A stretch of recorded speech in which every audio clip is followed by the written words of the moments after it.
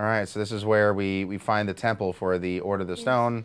We have a moment, and Is something supposed to happen? That's a question you hear all the time in reviews when you're having your scenes. Yeah. The scene's up, and everyone looks and sort of says, "Is something supposed to happen?" Yeah. And you're like, "You couldn't tell something was happening." All right, we'll go back and work on that a little bit. We'll make something happen in this scene. Now, what was probably your favorite thing to design in this first episode? My favorite thing, well, you know, coincidentally, you might be here at one of my favorite things. This is, again, very Indiana Jones inspired.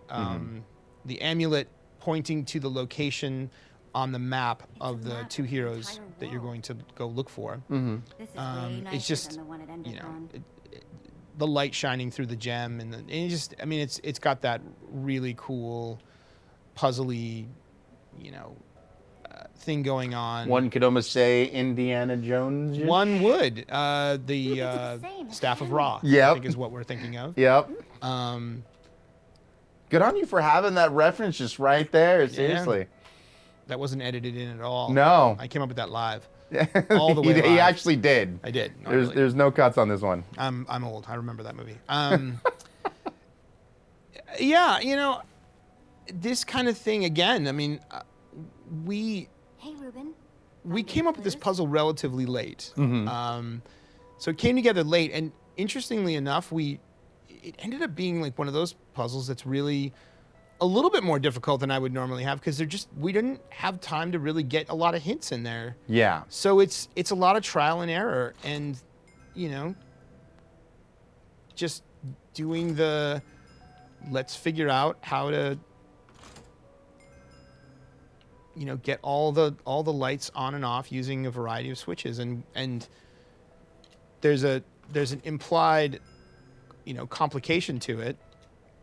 You know, it feels almost like a suitcase combination. There we go. And yeah, this is just, I love this kind of stuff. It is kind of interesting because it's and it's kind of like, you know, even now she's saying it's incredible.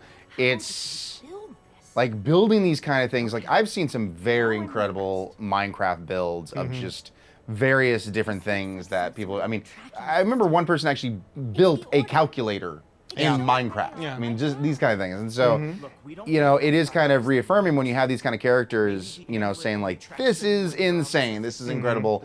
And knowing that, okay, we're just seeing the flashy parts, but most likely there is some Minecrafter out there, some builder out there that could recreate this and actually have it inside Minecraft itself. Yeah. It is pretty incredible, and to just kind of piggyback on that, I'm always extremely flattered when I see how quickly people jump to create story mode environments in regular Minecraft. Yeah. And how good they turn out, how oftentimes more just intricate. Yeah, and even more detailed. Well, I mean, they don't have a deadline, you know. So we got a game to shoot. So we can't spend forever making environments.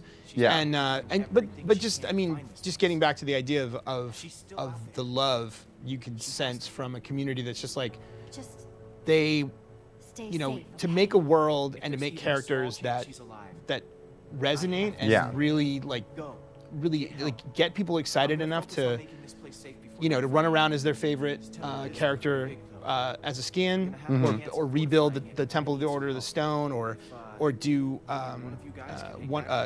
to do Endercon simulations. And that's kind of why we wanted to use as many real Minecraft items to build things as possible, so that could be possible, that people could go in and use Minecraft as their own like environment art tool to make the same stuff that we did. So like in our games though, we have an amazing environment art department crew that they use Maya, you know, to go through to create these and whatnot. You know, because as Steven just says, you know, we got deadlines to fulfill.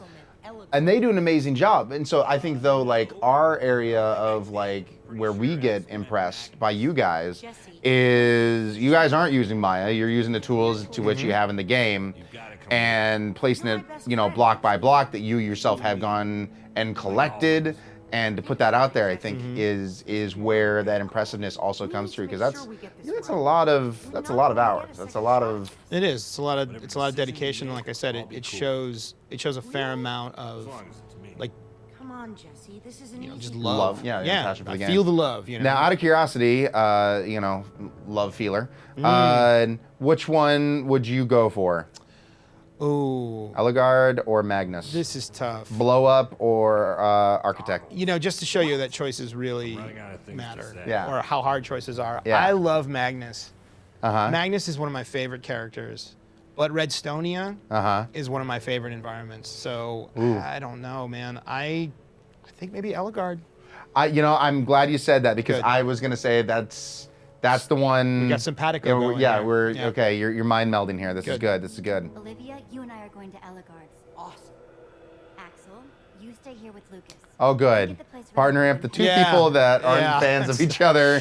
That's the best. Yeah, that was the unintended consequence. We come back and one of them's dead, then I'm actually just gonna blame it on you, because once again, guest gets its top choice. So. Well, the great thing is that I don't think I'll be here when you're doing episode 2, so you'll have to blame me in absentia. I think that's gonna be Eric Sturpey. So Eric Sturpey will have plenty of horrible things to we say. We could both be here shaking our fists, going, Steven! It'll be great. On the horizon. Oh, it's just the creeping horror.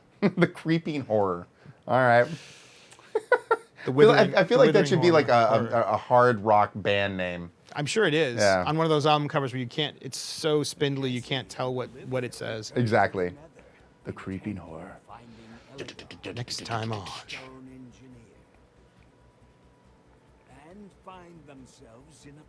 So this is what we're going to be seeing next time is this town that has an impressive build to it. Yes, the master builder of all. Now, before we go wrapping up on this episode, there is another question I'd like to, because once again, first episode of a new IP, intellectual property, and moving forward, and I have to know, how long did this episode take to get created? How long was this kind of in development? Do you remember, roughly? Oh, I would say, let's say we had our first creative summit on the early part of 2015. So even I'd say very early, like January. Yeah. And then the first episode was in production probably by late spring. And then so through the summer. Yeah. I think we came out in the fall of that year. So a good almost 9 months or so. About 9 months, yeah. Yeah, it was a bouncing baby. It was square baby. At times a very traumatic, difficult birth, but we think the kid turned out all right. With this little traumatization as with any possible. birth comes a certain amount of trauma. But the important thing is that the kid is getting good grades. Yeah. Keeps his nose clean. Good. No drugs. No. Staying away from the chunkies. Just to bring it back. Just to bring it all back. He's not spoiling his dinner. He's a good boy. He's a good boy. Oh my God, Steven, absolute pleasure having you on, man. It was a lot of fun, and Ryan, thank you for having me on. No worries, and I have to say, it's a well done episode that came together. A lot of talent, as you guys can see here with the credits and everything else. Spanning even directed by 2 directors. Helping throughout, which isn't normally common, but with this one, it definitely took a village. Even more so than usual, to bring it all together. And right there, as you can see, our cinematic artists that all had hands in here, along with the rest of the teams and everything else. Is there any other piece of information, any little tidbits that you thought was interesting, or anybody even that you personally just want to thank that really kind of brought it and killed it? Well, there's a group of us that were kind of locked up in a room together for a good chunk of that early. A sweaty, hot box of a room. A little hot box of a room. It was me and Graham Ross, director on this episode, and also Dennis Leonard, who was creative director and also did direction on this episode. And we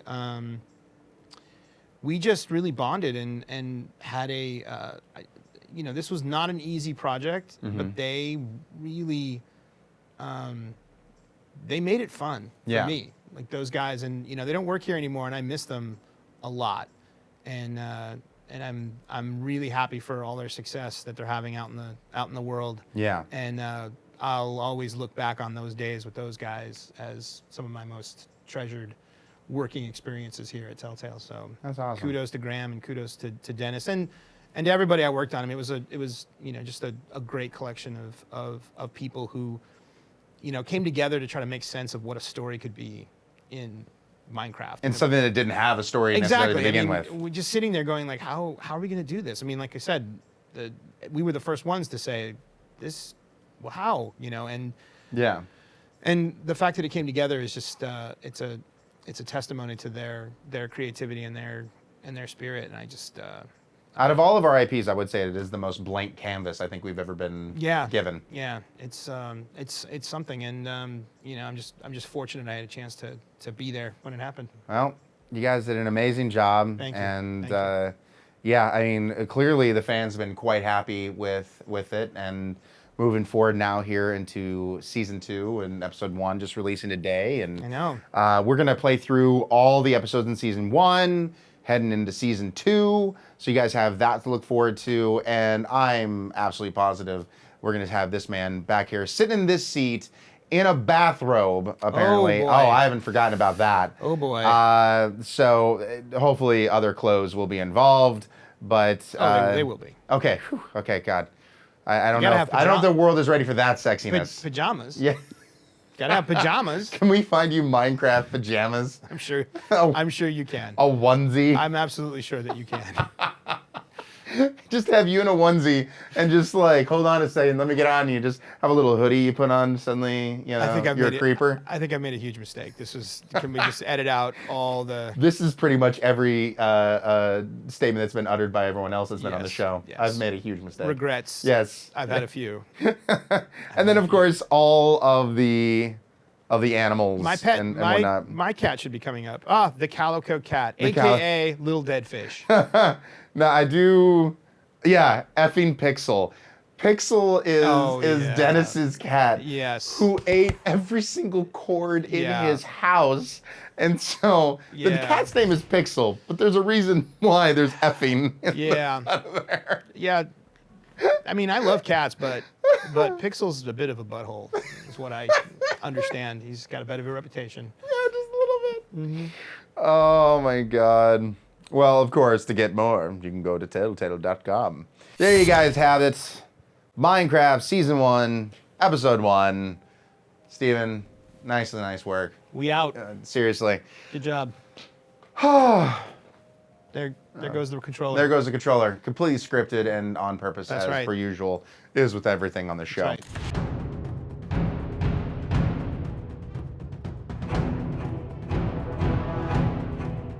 One of these tables are over here.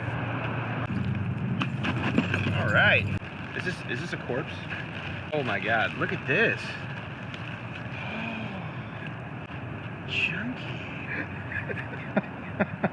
This is it. I was able to find it. This is taking me back to my days working at a community center pool. We used to buy the candy in bulk. All right. See? Look at this. That's.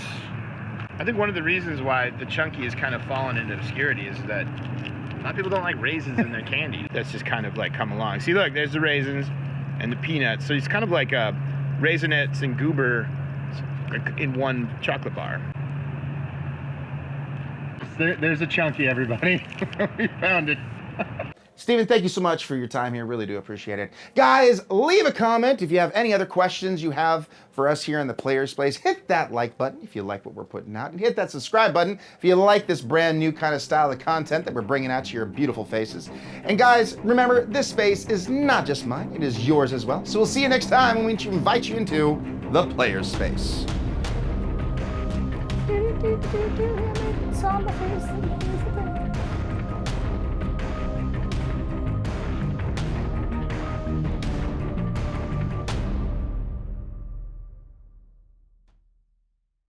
It probably did deserve to go off the market. A lot of peanut in my teeth now.